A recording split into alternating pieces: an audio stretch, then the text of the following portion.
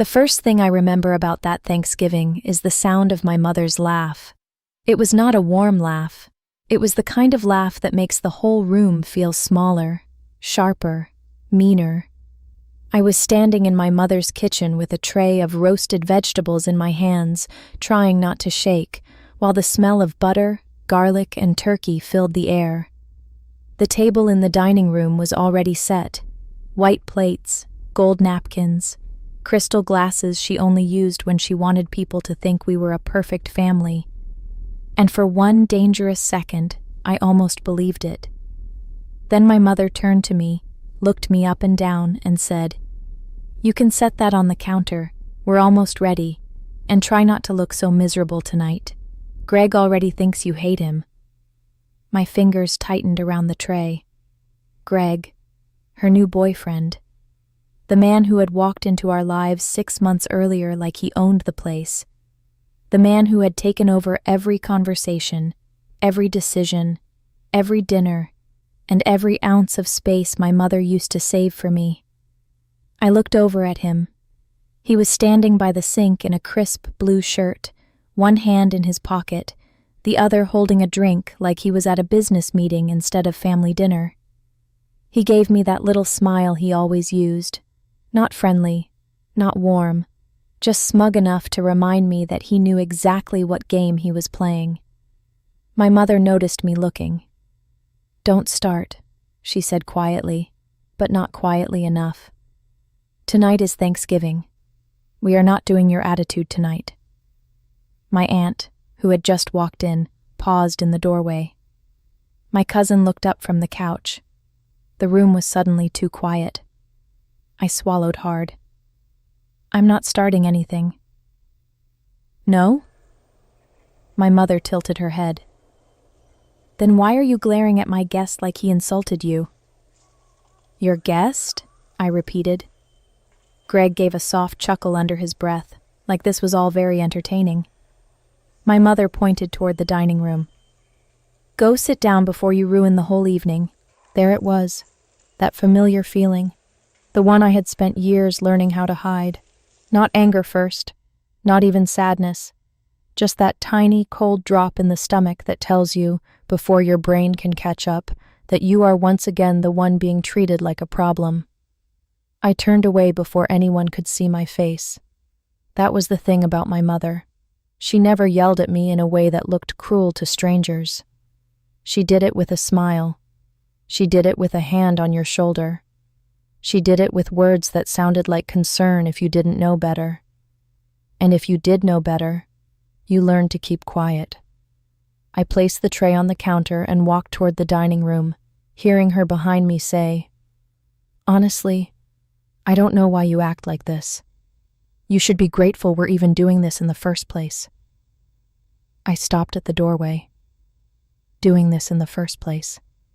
As if Thanksgiving was a favor to me.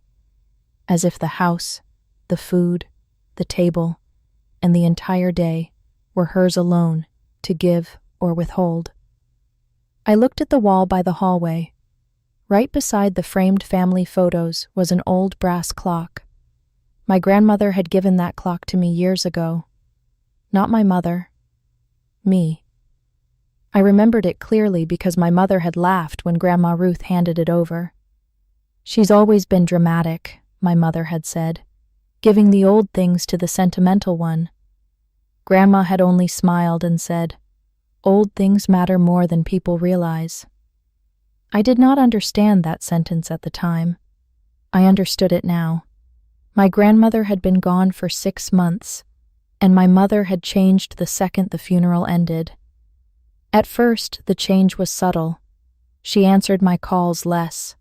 She ignored my messages. She started forgetting to mention family plans until the last minute. Then she began inviting Greg to everything and acting like I was the guest in my own life. She even started correcting me in front of people, little by little, until I felt like the version of me she wanted everyone to see was smaller, dimmer, easier to dismiss. I had tried to talk to her about it. She told me I was sensitive. I tried again. She told me grief was making me dramatic. I tried one more time, And that was when she said, "You know what your problem is? You still think this family revolves around you."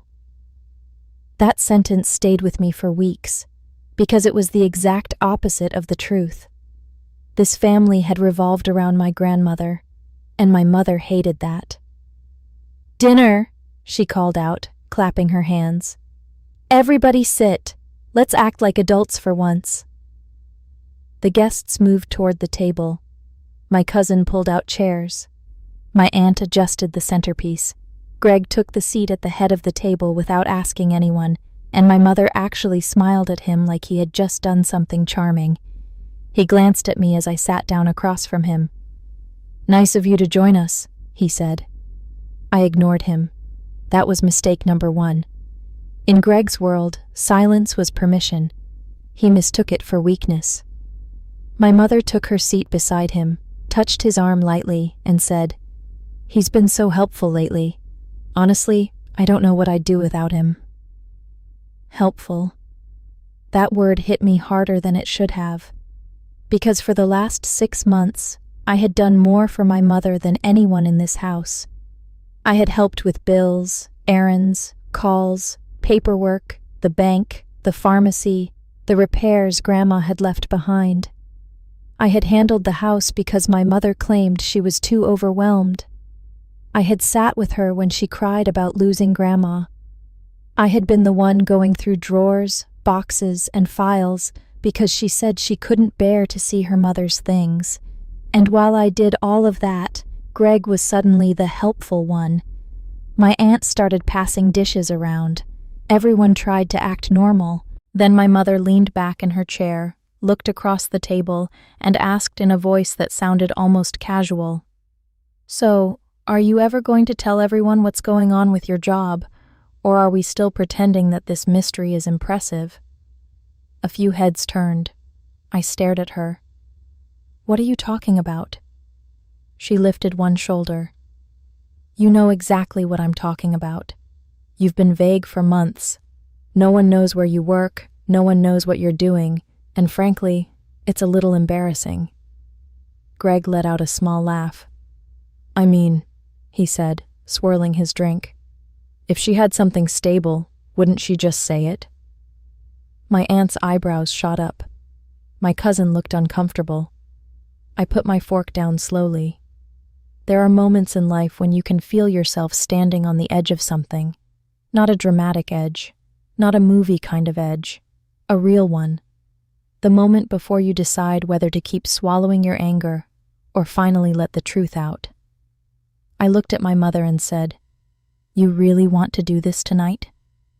She gave me that tired look, the one that said she was the victim in a conversation she had started. "I want you to stop making everything hard," she said. "That would be a nice change." Greg smiled into his glass. I could feel my pulse in my throat, but I stayed still. I didn't argue. I didn't defend myself. I didn't do what she expected. I just asked, "Did you invite everyone here for Thanksgiving? Or for a performance?" The room went quiet again. My mother's smile stiffened. "Excuse me?" "You heard me." Greg leaned back in his chair. "Wow, there she goes again." My mother turned to him like he had just rescued the evening. "See? This is what I deal with." And that was when my phone buzzed in my pocket. Once, then again. I pulled it out. One new email. Subject line, "Urgent. Final estate confirmation." I stared at the screen for a second too long. My mother noticed. "What is it?" "Nothing," I almost said. But then I remembered my grandmother's old words. Old things matter more than people realize. And tonight, at this table, the truth was about to stop being old. It was about to become very, very new. My grandmother Ruth used to say the house had ears. She said it when I was little and the adults thought I was not listening. She said it when my mother was in one of her moods.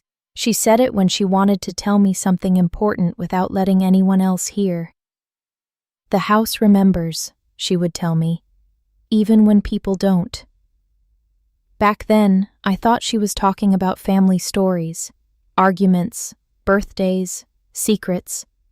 I did not understand that she was also talking about documents, papers, names written in ink, promises that became real only after someone stopped breathing. After dinner, while everyone was distracted by dessert, I slipped away to the hall and opened the email with shaking hands. It was from the lawyer Grandma had used for years, the same lawyer who had handled her will, the same lawyer who had called me 2 weeks after the funeral and asked me to come by his office when I was ready. I had gone once. My mother had been too busy to come. That had been the first sign something was wrong. The email was short, but it made my chest tighten immediately. Maya, please call me first thing tomorrow. There is a matter concerning the property and final transfer documents that has now been confirmed. This is important. I read it twice, then a third time. My hands went cold. Property. Final transfer documents. Confirmed. I looked up and saw my mother laughing at something Greg said. Her hand rested lightly on his arm. She looked relaxed, even happy, in that dangerous way people do when they think they are winning. And I suddenly understood why she had been so desperate for Greg to be here tonight. He was not just her boyfriend. He was part of her plan. That was the day I began noticing details I should have seen months earlier. How Greg always asked specific questions about the house, how my mother started saying things like, "We should probably update the ownership details," and "These old family arrangements are confusing." How she had told me, very calmly, that Grandma's house was a little too big for one person now, as if that settled everything. How she had brought up selling the place, renting it out, or modernizing the family assets, every time she thought I wasn't paying attention. I had assumed she was grieving in the only way she knew how, by trying to control everything. I was wrong. She was trying to take something. My grandmother's house was not just a house. It was the one place in our family that had never belonged to my mother's ego. My grandmother had spent years paying it off, repairing it, protecting it. She had raised me there during the summers, taught me how to bake in its kitchen, how to keep the garden alive, how to listen before you speak. My mother had always acted like the house would naturally become hers, because in her mind, everything eventually did. When I walked back into the dining room, the conversation paused. My mother looked at me. "You disappeared." I needed air. "You need manners," Greg said, not bothering to hide the grin. My cousin coughed into her napkin. I sat back down and tried to steady myself. My mother sliced into her pie and said, "I was talking to Greg earlier about the house." There it was. I did not move. She kept going, pleasant as ever. "I mean, with everything being so expensive now, it's just not practical to keep holding on to this place forever." My aunt glanced at me. My cousin looked down at her plate. I slowly set my fork down. "What does that mean?" "It means," my mother said, "that we should probably start thinking like adults. You've been living here a lot. That's fine. But this is my mother's house, and I think it's time we made some sensible decisions." I stared at her. "My grandmother's house," I corrected. She smiled in that tight, thin way that meant she had already decided I was being difficult. "Same thing," she said. No, it was not the same thing. For months, she had been saying things like that. "Same thing. Basically. It all stays in the family." Words that sounded harmless until you realized they were being used like ropes. I asked, "Did Grandma leave you anything in writing?" The question changed the air in the room. Greg looked up sharply. My mother blinked. "What kind of question is that?" "A simple one." She gave a light laugh. "Why would you ask me that?" "Because you keep talking like the house is already yours." "It will be," she said, too fast. Nobody spoke. Then she noticed the silence and tried to recover.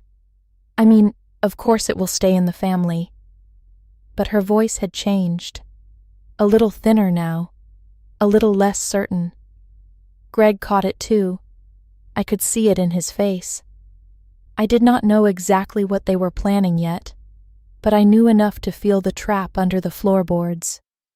After dinner, the guests drifted into the living room. The men talked about football. My aunt helped with dishes. My cousin went outside for a call. My mother disappeared into the kitchen with Greg. I stayed by the hallway table and watched them through the doorway. They were close together, speaking low, too low. My mother handed Greg something, a manila folder, then looked around to make sure no one saw. I did. Greg opened the folder, scanned a page, and smiled. That smile was all the confirmation I needed. They were trying to control something they thought belonged to her, or to both of them. I felt heat rise in my chest. My grandmother had trusted me with quiet things, not because I was perfect, because I was careful. She had always said I noticed what others missed, and now I was noticing this. A folder, a secret conversation, the lawyer's email, my mother's nervous energy hidden under her fake cheer. I moved to the hallway table and picked up the brass clock she had left there years ago. It was heavy in my hand, solid, real, like proof. I turned it over and saw the engraving on the back. For Maya, keep time, keep truth. Love, Grandma Ruth. I had never shown anyone that engraving. My mother had never noticed it, but she noticed everything now when it served her. I heard footsteps behind me and quickly set the clock back down. Greg came into the hall first, followed by my mother. He looked at me, then at the clock, then back at my face. "Everything okay?" he asked. I smiled politely. "Fine." My mother folded her arms. "Don't start acting mysterious again. We're tired." I almost laughed. Tired. As if I had not spent the last 6 months carrying the emotional weight of this family while being treated like leftover furniture. Instead, I said, "You're tired?" "Yes." "Good." That made her frown.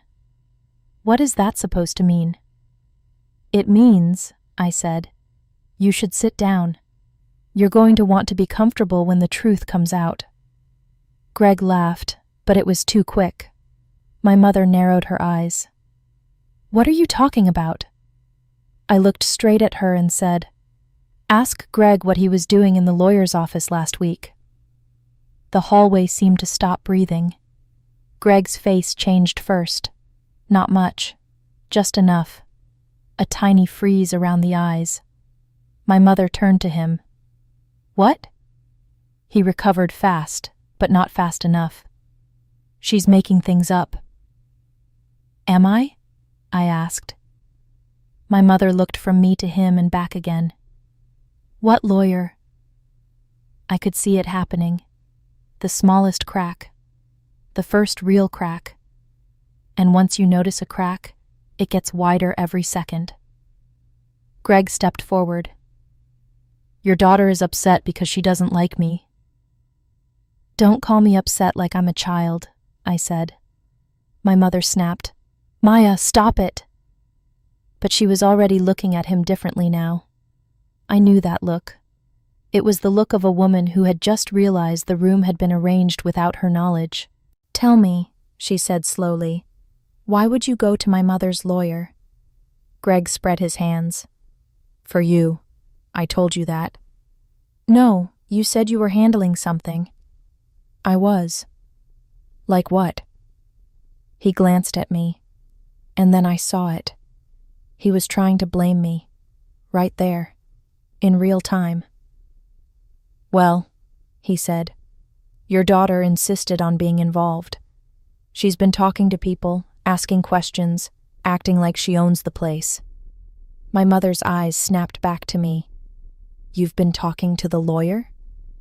I did not answer right away. because sometimes the truth needs one more second to stand up on its own. And then I said, "Yes, I did." Her face hardened. "Why?" "Because Grandma left something behind that you didn't expect." Greg's jaw tightened. My mother's voice went low. "What did she leave?" I looked at both of them, and I said the sentence that changed the whole night. "She left me the one thing you thought you were going to take." Greg never liked me from the beginning. At first, he played it well. He asked me where I worked. He remembered my coffee order. He smiled at the right times. He called me kiddo in a way that was supposed to sound kind, but only sounded fake. He even offered to help me move some boxes after the funeral. My mother loved that about him, or at least she loved the way it looked. Finally, she had told me one night while washing dishes, "Someone stable. Someone who knows how to handle things." I had looked at her and said, "I handle things." She had laughed. Not because I had said something funny, because she did not believe me. That was the problem with my mother. She never really saw me unless she needed something from me. If I was quiet, I was weak. If I was angry, I was dramatic.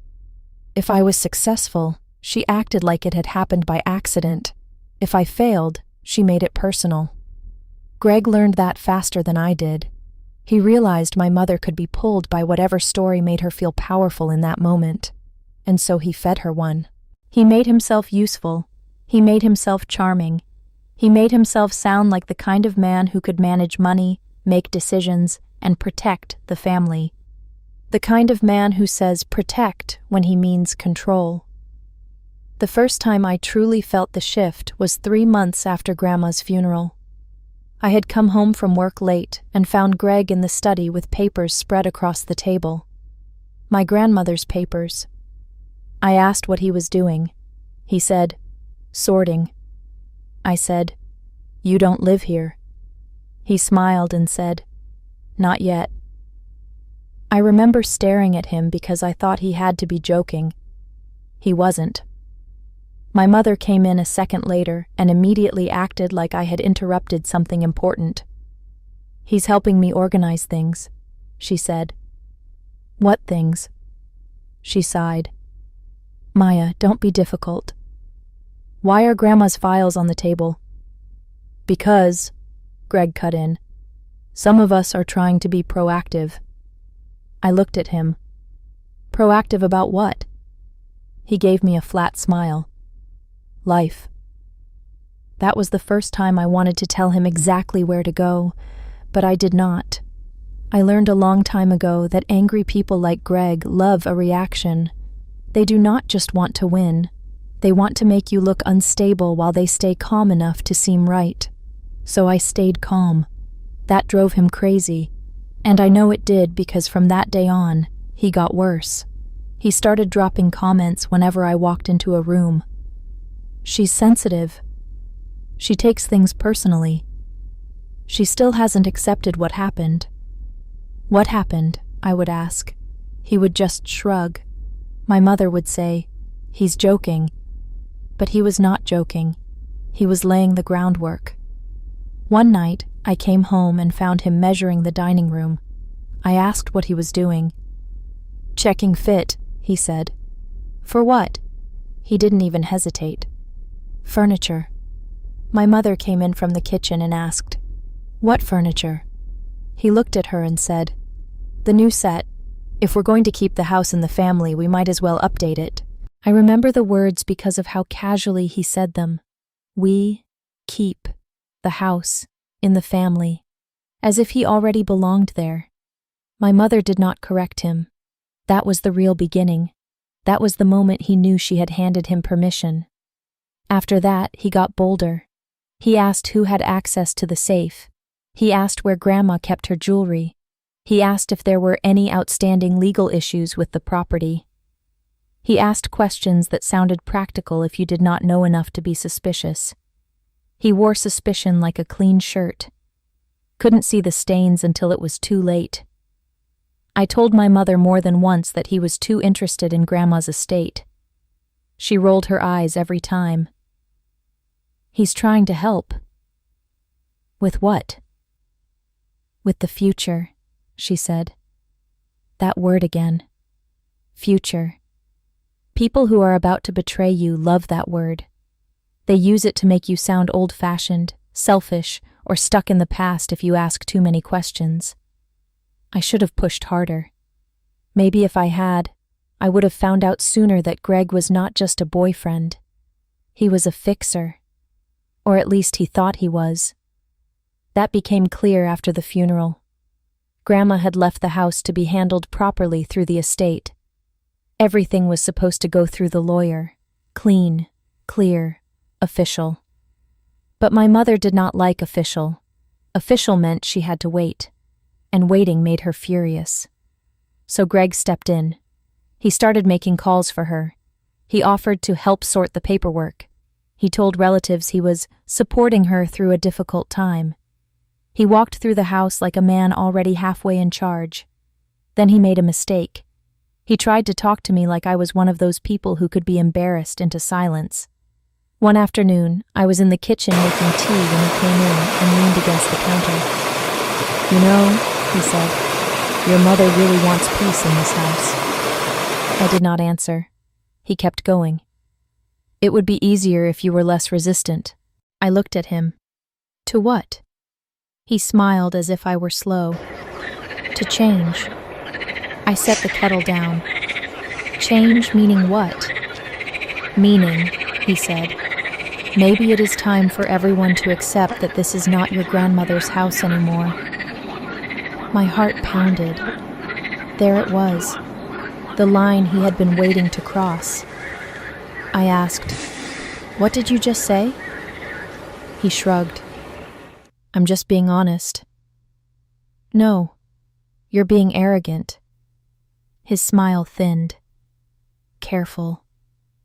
"Or what?" He pushed off the counter and stepped closer.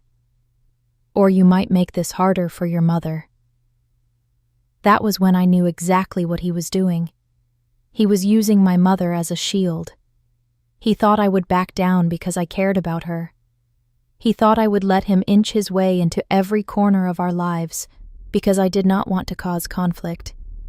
He had no idea how wrong he was. I stared at him and said, "You don't get to threaten me in my grandmother's kitchen." He laughed softly. "Your grandmother is gone." The words came out like a knife. I looked at him for a long second. Then I said, "That's where you're stupid." He blinked. "Excuse me?" "You think because she's gone, she can't still affect what happens here." He smiled with open contempt now. "And you think she's left you something special?" I did not answer, but he saw something in my face. He straightened a little. "You know," he said, "your mother told me you've always been the fragile one, the one who needs everything explained twice." I felt my jaw tighten. "And she told me," he continued, "that if I help her get this place sorted, she'd finally stop carrying your weight." I stared at him. And that was the moment the hatred between us became real. Not loud, not dramatic, just clear, cold, and permanent. Because he had just admitted what he and my mother really thought of me. Not their daughter, not family, a burden. He saw my face and seemed to realize he had gone too far because he tried to soften it. "She didn't mean it like that," he said. But it was too late. I walked right past him, took my tea, and went upstairs. That was when I started keeping copies of everything. Emails, dates, notes, calls, photos, every weird comment, every suspicious meeting, every folder I saw on the table, every time Greg used the word "we" when he was only speaking for himself.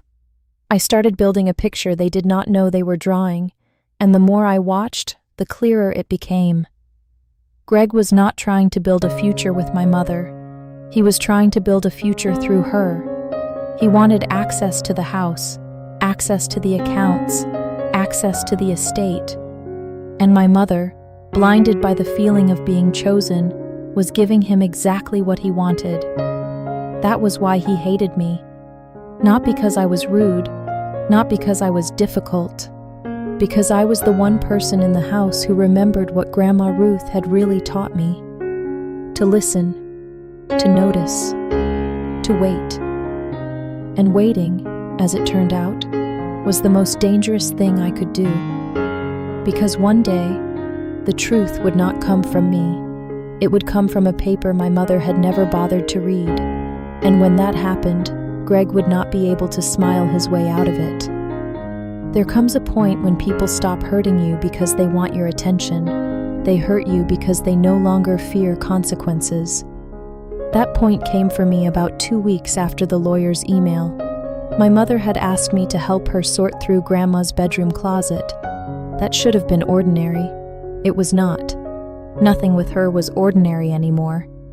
She stood in the doorway with a box in her arms and said, "We need to clear this room out. Greg thinks we should start getting it ready." Ready for what? She gave me a tired look, the kind she always used when she wanted to make my questions sound immature. "For the next stage," she said. I stared at her. The next stage of what? She set the box down a little too hard. "Maya, please, can we not do this again?" "Do what again?" "Act like you do not understand anything." I laughed once, but there was no humor in it. "You mean like when you and Greg keep talking about this house like I am not standing here?" She crossed her arms. "This is exactly what I mean." "No," I said. "What you mean is you want me quiet." Her face hardened. "I want you respectful." "To who?" "To me." That word sat in the room between us. Me. Not Grandma. Not family. Not truth. Just her. The center of every conversation she had ever been in, even when no one else agreed. I looked around the room. Grandma's bed, her old lamp, the floral blanket she used every winter, the small mirror above the dresser that she always said reflected more than faces. And for a second, I felt her presence so strongly that I almost turned around expecting to see her sitting there, arms crossed, giving my mother the look she used to give when someone was lying in her house. My mother snapped her fingers. "Are you listening?" "Yes," I said. "For once, I am." She frowned at my tone. "Then help me." I glanced at the box. "What is that?" "Papers." "What papers?" "Just papers." I walked over slowly and opened the lid. Inside were folders, bank statements, tax papers, receipts, and on top of them all, a torn envelope with my grandmother's handwriting. My name was on it. My mother moved fast. "Leave that." I looked up. "Why?" "Because it is personal. It has my name on it." She reached for the box. I stepped back. Now for someone who had spent years making me feel insignificant. My mother could move very fast when she was afraid. "Don't," she said. I held the envelope up. "What did Grandma leave me?" Her eyes flashed. "Nothing you need to worry about."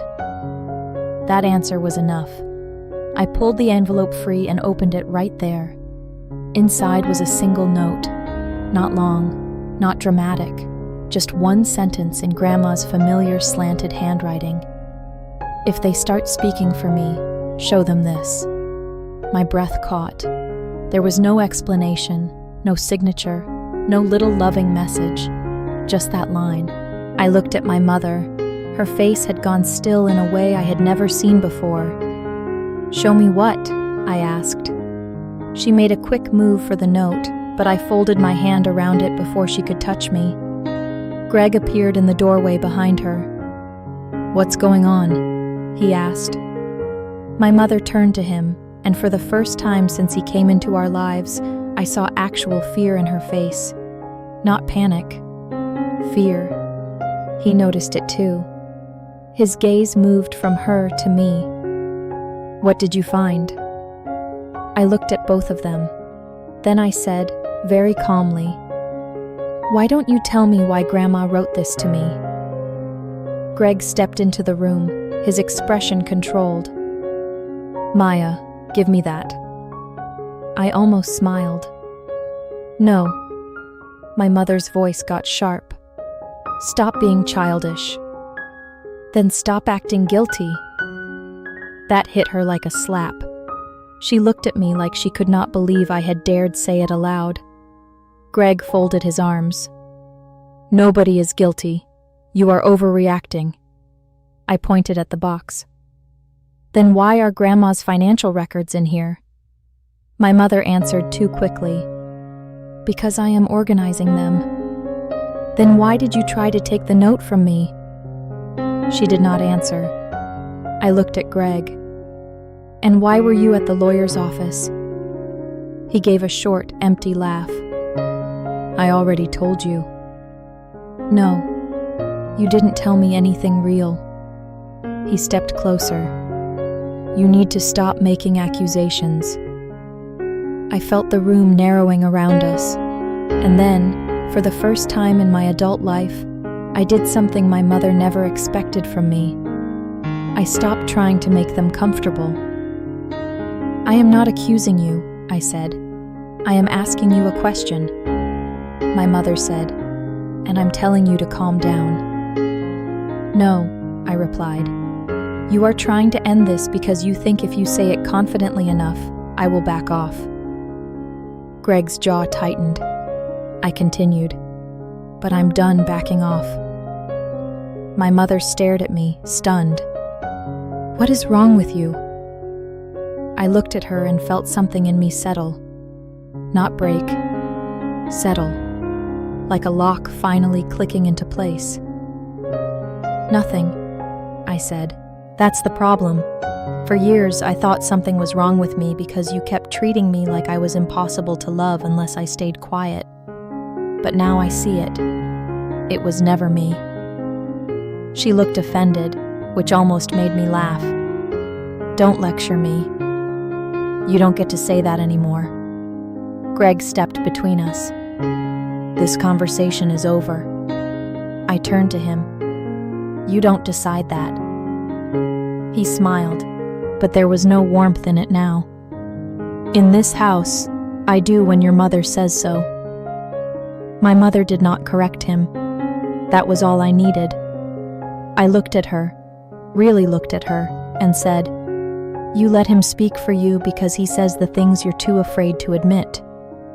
Her face flushed. "How dare you?" "Am I wrong?" "You are being disrespectful." "No," I said. "I am being clear." I took the note, placed it on the dresser, and said, "Grandma asked me to show this if people started speaking for her. That means she expected this." Greg's eyes went to the note. My mother saw that look and immediately moved to block his view, which told me more than anything else had. So I did not argue. I just said, "I'm calling the lawyer." My mother froze. "No, you're not." I pulled my phone from my pocket. Greg's voice sharpened.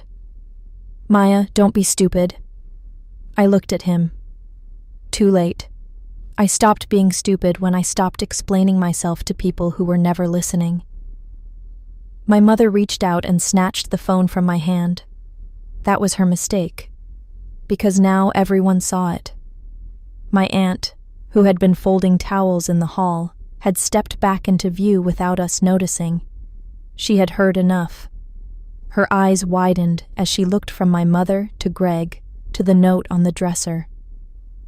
"What is going on?" she asked quietly. Nobody answered. My cousin appeared behind her, then another relative. The room had started to fill. My mother looked around, realizing too late that she had lost control of the scene. I held her gaze and said, "You should give me my phone back." She gripped it tighter. "Not until you stop this." I nodded slowly. Then I said the one thing that made her go pale. Did you think Grandma would leave you in charge just because you wanted it? The silence after that felt enormous. Greg stared at me. What are you talking about? I smiled for the first time that night. Not because I was happy, because I knew exactly what had to happen next. The lawyer will explain, I said. My mother's hand tightened around the phone, and then I saw it. The first real crack in her armor. Not anger, not sarcasm, panic. Because for the first time, she realized I was not guessing. I knew. Maybe not everything yet, but enough. And that was the moment I stopped being the daughter who apologized just to keep peace. That was the moment I became the one person in the house they could no longer silence. By the time everyone sat down for dessert, the mood at the table had changed so completely that even the candles looked nervous. Nobody said it out loud, but everyone could feel it. The air had gone tight. My mother's smile had turned brittle. Greg was checking his phone more often than usual. My aunt kept glancing at me like she was trying to figure out whether to ask questions or pretend she saw nothing. My cousin had gone quiet in the way young people do when they know adults are lying but do not yet have the language to say so. I sat at the end of the table with my hands folded in my lap, calm on the outside, shaking on the inside. Because the truth was, I was still scared. Not of them, of what the truth might do. Once you uncover a lie, you cannot stuff it back in the drawer and pretend you never found it. It changes the shape of everything around it. My mother set down her fork and said, "We are not ruining Thanksgiving over some misunderstanding." Greg nodded quickly. "Exactly." I looked at him. "Then explain the folder." He gave me a flat look. "There is no folder." My mother's head snapped toward him. There it was again. The tiny mistake people make when they think they are controlling a room. He had denied the wrong thing. Not, "I didn't do anything." Not, "I don't know what you mean." No, he said there was no folder, which meant he knew exactly which folder I meant. My aunt noticed too.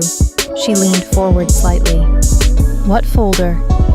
My mother laughed too fast. "Nothing. Maya is upset." "Because she found my documents in your box?" I asked. The table went still. My mother's expression sharpened. "Those are family papers." "Then why are you hiding them?" "I'm not hiding them." I reached into my bag and took out the note Grandma had left me. The room seemed to lean toward it. I slid it onto the table. My aunt picked it up first. Her eyes moved across the line. Her face changed. "What does this mean?" she asked. My mother's voice turned hard. "Put that down." My aunt looked up. "No. What does it mean?" Greg looked uncomfortable now, which was useful. People like him always prefer to be charming when they are in control. Once the room starts asking direct questions, they begin to unravel. My mother straightened in her seat. My mother was emotional at the end. "That note means nothing." "Really?" I said. "Then why did you panic when you saw it?" I did not panic. Greg jumped in. "She is being dramatic." I turned to him. "You've said that word a lot tonight. Dramatic, sensitive, emotional. Is that your whole strategy? Label me until no one listens?" He held my gaze. "You are making a scene." I let the silence sit for a beat. Then I said, "You made the scene when you started lying." My mother's face turned red. "That's enough." "No, it isn't." My aunt's eyes moved between us. "I think someone should tell us what is actually happening." Nobody answered. Greg rubbed his jaw. "There is no issue here. We are all upset because grief makes people weird." I laughed softly. That made my mother glare at me. "What's funny?" "You," I said. "You keep calling it grief when it's really greed." The word landed hard. My cousin looked up fast. My aunt's eyebrows shot higher. Even the older relatives who had been pretending not to listen had gone still. Greg's face hardened. My mother stared at me like she could not believe I had said it in front of witnesses. "Take that back," she said. "No, you are humiliating me." I tilted my head. "Now you know how it feels." For a second, I thought she might scream. Instead, she looked at the room and switched tactics. "Everyone calm down. Maya is upset because she has been under a lot of stress since Grandma died. She's been holding on to things that aren't healthy." "That's not true," my aunt said quietly. My mother blinked. My aunt was the last person she expected to challenge her. She was the kind of woman who usually kept the peace by staying neutral. But neutral ends when the lie becomes obvious enough. "I saw the papers earlier," my aunt said, "and I think Maya deserves an explanation." My mother's mouth tightened. Greg leaned back in his chair, visibly annoyed now. I could see him thinking, how do you control a room once someone else has started telling the truth? He tried the oldest trick in the book. He made it seem like I was attacking my own mother for attention. "Maya has always wanted to be in the middle of everything," he said. "Ever since I came into the picture, she's treated me like the enemy." I looked straight at him. "Because you are." My cousin gasped softly. My mother slammed her hand on the table. "Stop it." I did not flinch. "You want to know why I didn't like him?" I asked, looking around the table. "Because he spent the last 6 months asking questions about Grandma's house, her accounts, and her lawyer." The room sharpened around those words. Greg gave a short laugh. "So? So you don't ask those questions unless you are planning something?" My mother immediately said, "He was helping me." "With what?" "With the estate." The word estate hung there. That was it. That was the first time she had said it openly. Not house, not family, not Grandma's things. Estate. My aunt's eyes narrowed. "What about the estate?" My mother looked at Greg. Greg looked back. And now the two of them had to decide whether to keep lying or start telling enough truth to protect themselves. They chose a third option. Attack me. My mother turned cold. Maybe Maya is angry because she thought she would get everything. I stared at her. She continued. "Maybe this is about money." My aunt frowned. "What money?" My mother waved a hand. "You know how she is. Always sensitive, always taking things personally. She probably misunderstood what was being discussed." I almost admired her for trying. Almost. But lying only works when there is still enough confusion in the room to support it. That night, the room was too awake. My cousin looked at me, then at my mother. "Did Grandma leave something to Maya?" Nobody answered. The tension stretched.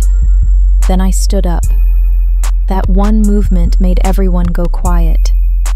I placed both hands on the table and said, "Since nobody wants to say it, I will." My mother's face changed. Greg sat forward a little. I looked at them one by one, then said, "Grandma left instructions with her lawyer. And when I called him tonight, he told me something both of you clearly hoped I would never hear." My mother's lips parted, but no words came out. I kept going. "She updated her will before she died."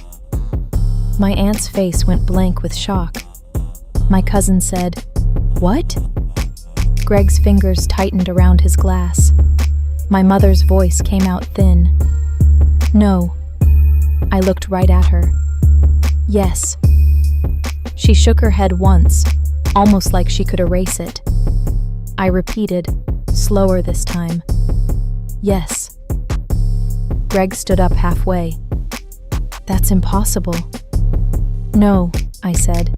It's paper, which means it's very possible. My mother looked like the floor had tilted under her, and still, she tried one last time to regain control. She was confused, she said. I almost felt sorry for her. Almost. Then why, I asked, did she call the lawyer 3 days before she died? No one moved, not even the candles. The room had gone so still that every breath sounded loud. My mother whispered, "She didn't." I nodded. She did. Greg stared at me with a face I had never seen before. Not smug, not smooth, not even angry, just afraid. And that was when I understood that Grandma had known. She had known exactly what kind of people they were. She had seen them coming before I did, and she had left me the one thing that could stop them. Not a weapon, not a threat. Proof. The lawyer arrived 20 minutes later. Those 20 minutes felt like 20 years. No one really spoke. My mother paced. Greg stayed near the window, phone in hand, pretending to check messages he was not reading. My aunt kept asking if anyone wanted coffee and then forgetting to make it because she was too distracted. My cousin sat on the couch with her eyes wide, like she had accidentally wandered into the middle of a family war. And me? I sat at the table and watched my mother fall apart in slow motion. It was not pretty. It was not dramatic. It was the kind of fear that shows up in tiny details. The way she kept smoothing her shirt. The way she kept looking at the front door. The way she would almost speak and then stop. The way Greg had started avoiding her eyes. When the knock finally came, the whole room jumped. I stood up first. My mother did not. Greg did, then stopped when he saw me moving toward the door. I opened it to find Mr. Keller, my grandmother's lawyer, standing on the porch in a dark coat, carrying a leather briefcase and looking far too calm for a night like this. He gave me a small nod. "Maya, thank you for coming." He glanced past me into the house and immediately understood he had walked into a mess. "I take it everyone is present," he said. I stepped aside. "They are."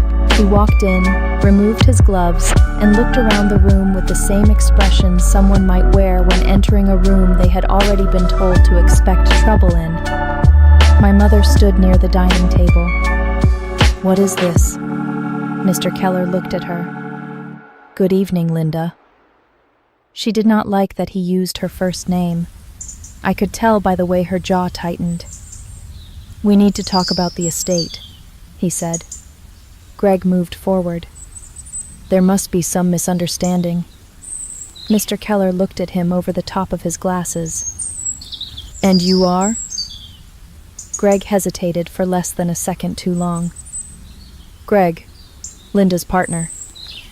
"Ah," he said, not sounding impressed at all. Then he turned back to my mother. "Shall we sit?" She did not sit. Neither did Greg. So Mr. Keller opened his briefcase and took out a slim stack of papers. He set them on the table with the kind of care that makes everyone in the room nervous. "I'm here because your mother updated her estate documents 3 months before her passing," he said. My mother's face changed immediately. "No. Yes. She was not well." He looked at her very steadily. She was well enough to understand what she was doing. My cousin's eyes widened. My aunt leaned forward. Mr. Keller continued. "She had the original will reviewed, revised, signed, and notarized. She also added a separate letter of instruction." Greg's head jerked up. "What letter?" Mr. Keller turned the page and said, "A letter concerning occupancy, access, and property control." The room went dead. My mother finally spoke, and her voice was sharper now, almost desperate. "That makes no sense. This house belongs to the family." Mr. Keller folded his hands. "That is exactly what your mother expected someone would say." My stomach fluttered.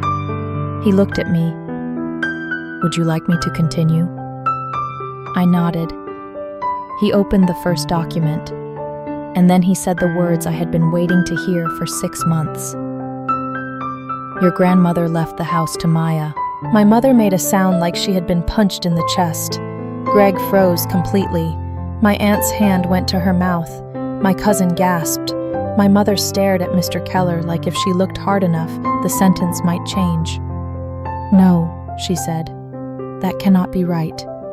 He remained calm. "It is right. She would not do that." "She did." My mother stepped back half a pace. "This is impossible. I am her daughter." Mr. Keller did not blink. "And Maya is the person your mother trusted to preserve the home." My mother looked at me, and for the first time that night, there was no performance left in her face. Just shock, raw and ugly. "But," she said, almost whispering now, "I took care of her too." The room went silent. That sentence hit me harder than the rest, because she said it like a defense, like caring for Grandma had been her claim to ownership. Mr. Keller answered before I could. "Your mother was very clear," he said. "She said caring for someone and respecting them are not the same thing." My eyes stung. My mother turned to me immediately. "What did you tell her?" I shook my head. "Nothing. She saw it herself." Greg finally found his voice. "This can't be all of it." Mr. Keller looked at him coldly. "There is more." Greg went still again. My mother's breathing changed. Mr. Keller reached into the briefcase and placed another document on the table. "This," he said, "is the part you may find harder to hear." No one moved. He slid the pages toward me. I looked down. At the top of the page was a list of dates, bank activity, signatures, and notes. My mother's name was on it, then Greg's, then mine. My pulse started to pound. Mr. Keller looked up. "Your grandmother noticed unusual activity during the last year of her life. She asked me to review certain financial transfers and access records." Greg laughed once, but it sounded hollow. "That's absurd." "Is it?" Mr. Keller asked. He turned the page and continued. "There were unauthorized attempts to access the property records, changes requested without legal approval, and 2 separate efforts to move documents out of the home office." My mother went pale. Greg swallowed. And I understood, with a wave of cold clarity, that they had not just been talking about the house. They had been trying to quietly position themselves for control over everything Grandma owned. My mother's voice trembled. "I don't understand." Mr. Keller looked at her with no sympathy at all. "You do understand," he said. "You simply hoped no one else would." She opened her mouth, then closed it again. Then the lawyer turned one final page and placed it in the center of the table. "This is your grandmother's letter to you, Linda." My mother stared at it. She did not touch it. Nobody did. I could barely breathe. Mr. Keller looked around the table one last time and said, "She left instructions that this letter be read only if someone attempted to speak for her after her passing." My mother's face drained of color. Greg took one step backward, and then, very softly, very carefully, Mr. Keller began to read. "My daughter," he read, "has spent too many years pretending that love means control. I have watched her confuse attention with care and inheritance with entitlement. She talks about family like it is a prize she can claim, instead of a responsibility she should honor." My mother let out a small, broken sound. Mr. Keller did not stop. She knows how to smile at the table while pulling the chair from under the person beside her. She has forgotten that kindness can be measured by what you do when no one is clapping. The room was so quiet I could hear the clock ticking in the hallway. I glanced at my mother. Her eyes were fixed on the letter like it was fire. Greg looked like he wanted to disappear. Mr. Keller kept reading. To Maya, who listened when others spoke over her, who noticed what others tried to hide, and who never once used my weakness as a weapon, I leave the house and the responsibility that comes with it. I do not leave it as a gift. I leave it as trust. My throat tightened. I had to look down for a second, because the tears came so fast that I did not want anyone to see. Mr. Keller continued. If anyone tells you they are owed this house because they grieved harder, worked louder, or spoke first, remember that noise is not the same as loyalty. The person who protects a thing is not always the person who speaks the most about it. My mother shook her head slowly. No, she whispered. Greg looked at her, and for the first time, I saw exactly how quickly he could abandon her when the room turned against her. His face had already shifted from partnership to self-preservation. Mr. Keller turned the page over and read the final lines. I leave Linda no right to claim the property, no right to sell it, and no right to control access unless Maya chooses otherwise. If my daughter feels hurt by this, let her feel it fully. She has spent her life expecting people to bend around her feelings. It is time she learns that other people have them too. Nobody spoke, not for several seconds. Not until my mother finally whispered, "She hated me." That sentence cracked something in the room. Mr. Keller answered gently, but firmly. No, she understood you. That was worse, because hate can be argued with. Understanding cannot. My mother sat down very slowly, like her legs had quit on her. Greg immediately said, "This is not what we discussed." The room turned to him. My aunt frowned. "What did you discuss?" He looked at my mother, then at the lawyer, then at me. Suddenly he did not look so smooth anymore. "I mean," he said, stumbling, "this is a family matter." "It is," I said, "which is why you should have never put your hands on it." His jaw clenched. Mr. Keller closed the folder. "There is one more matter." My mother looked up with the helpless horror of someone who realizes the worst part is not over. He said, "I was also instructed to inform you that your recent attempts to move property-related records and modify access to the estate were documented." Greg went still. My mother's head snapped toward him.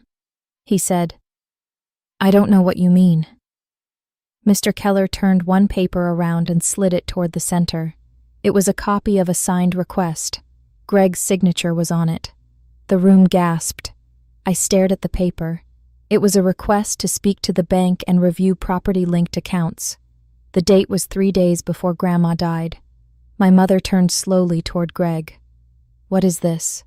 He held both hands out. "Linda, I was helping you." "With what?" "With the house." "Why did you sign this?" He looked cornered now. "Because you said I should." The room went silent in a new way. Dangerous. My mother stared at him. He tried to recover. "I thought we were doing this together." She looked like she could barely process the words. "Together?" she repeated. I almost laughed at the absurdity of it. Greg realized the room had turned on him and immediately shifted his tone. "No, listen, that was just administrative." "Administrative?" my aunt repeated. He ignored her and turned to my mother. "You asked me to handle everything because you were overwhelmed." My mother's voice rose. "I asked you to help me." "I did help you." "With what? With stealing from my daughter?" Greg's face changed at that. That was his mistake. He did not deny it quickly enough. My mother saw it. She looked at me, then at him, and something in her finally collapsed. The room had no more room left for performance. "Did you know?" she asked me. I looked at her. "Know what?" "Did you know about the will?" "No. I knew Grandma was protecting something. I didn't know how much." She swallowed hard. "And you never told me?" I stared at her. There it was again, that old reflex. Even at the end, even after hearing her mother's words, even after watching her boyfriend betray her, she still wanted to make me responsible for her pain. I took a long breath. Then I said, "I tried to tell you. Repeatedly. You were too busy choosing him." Her face twisted. "That's not fair." I laughed once, but this time the sound was tired, not cruel. "Neither was Thanksgiving. Neither was the way you spoke to me for months. Neither was the way you laughed when he talked over me. Neither was the way you acted like I was lucky to stay in the house I kept alive." She opened her mouth. I kept going. "You wanted me quiet because my voice made it harder to lie." Her eyes filled, but I could not tell whether they were tears of regret or shame. Maybe both. Mr. Keller placed one hand on the briefcase. "Unless there are further questions, the estate transfer will proceed as instructed." Greg actually stepped forward. "Wait. There must be a way to challenge this." "On what grounds?" the lawyer asked. Greg looked at my mother. She looked back. And in that moment, I think they both realized that the thing they had built together was already falling apart. My mother whispered, "Greg?" He held her gaze for a second. Then he said, "I need a minute." A minute. Not "I'm sorry," not "I messed up." Just a minute. My mother's face crumpled. I saw the exact moment she understood what he was. Not a partner, not a protector. A man who had stayed just long enough to see if there was something he could take. That was the truth hitting hard. Not the house, not the will, not even the money. The truth was simpler and worse. She had been used, and in trying so hard to win, she had handed the weapon to the wrong person. What happened after? By the end of that night, the house was so quiet it felt hollow. Greg left first, not in a dramatic storm, not after a speech, not after apologizing. He simply stood up, muttered something about letting everyone cool off, and walked out the front door with his jacket still buttoned. That told me everything I needed to know. Men like Greg do not leave because they feel guilty. They leave when the room no longer benefits them. My mother sat in the dining room long after everyone else had drifted away. The candles had burned down. The pie had gone untouched. The leftovers sat in cold containers on the counter, and for the first time in months, nobody in the house was trying to talk over anyone else. That silence was uncomfortable. It should have been satisfying. Maybe one day it would be. But not then. Not yet. My aunt stayed behind and helped Mr. Keller gather the papers. My cousin kept staring at me like she had discovered I was a different person than the one she thought she knew. Maybe I was. Maybe that was the point. My mother finally looked at me across the table and said, in a voice that sounded almost small, "Why didn't you tell me sooner?" I held her gaze. "Because every time I tried, you made it about your feelings." Her eyes dropped. That was the closest thing to an apology I got from her that night. And maybe it was the first honest thing she had said in months. She asked, very quietly, "What happens now?" I looked around the room. The house Grandma left me, the table, the clock on the wall, the smell of old wood and cold pie and years of family history that had survived too much. "Now," I said, "you stop deciding what belongs to you." She flinched. I continued, "You can stay for the week if you need time to make other arrangements, but you do not get to touch the papers. You do not get to call the bank. You do not get to move things. And you do not get to speak for Grandma ever again." Her eyes filled properly this time. My mother looked away. She nodded once. No argument, no performance, just a tired, broken nod. And as strange as it felt, I think that was the moment I stopped wanting revenge. Not because what she did was small, not because it didn't hurt, but because the truth had already done the work. The truth had exposed her. The truth had shown everyone what she was willing to do when she thought she could get away with it. And the truth had shown me something too. I did not need to scream to win. I did not need to beg, chase, or explain. I only needed to keep the records, keep my calm, keep my eyes open. The next morning, I went to the bank with Mr. Keller. We began the transfer process. I changed the locks. I made copies of everything. I spoke to the utility company, the insurance office, and the maintenance people Grandma had trusted for years. Each call felt strange at first. Then it felt right. My mother left 2 days later. She did not apologize in a dramatic way. She did not cry on the porch and beg for forgiveness. She packed in silence, moving through the house like someone walking through a place she no longer recognized. Before she went, she stood in the doorway and said, "I never thought you'd really do it." I looked up from the documents in my hands. "Do what?" "Take everything." I stared at her for a long moment. Then I said, "You still don't understand. I didn't take anything. Grandma gave me what you tried to claim without earning." She looked at me with the pain of someone hearing the truth too late. And I watched her leave. Not because I wanted to punish her forever. Because for once in my life, I refused to let her rewrite what happened. That Thanksgiving changed my life. Not because the family became perfect. It did not. Not because my mother suddenly became kind. She did not. Not because Greg got what he deserved in some cinematic public disaster.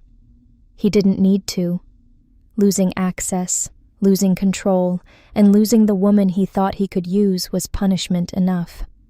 It changed my life because it taught me something I wish I had learned sooner. People who love you do not make you prove your place at the table. People who respect you do not need to be reminded that you are allowed to speak.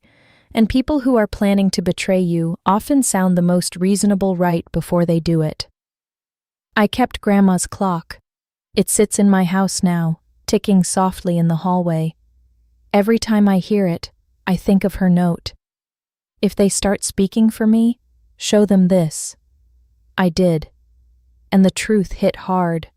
Hard enough to change everything. Hard enough to silence a lie. Hard enough to give me back the life they thought they could take. Because sometimes revenge is not loud. Sometimes it is a lawyer at the door, a paper on the table, a quiet voice finally refusing to shrink. And the moment the truth stands up, no one in the room can pretend anymore.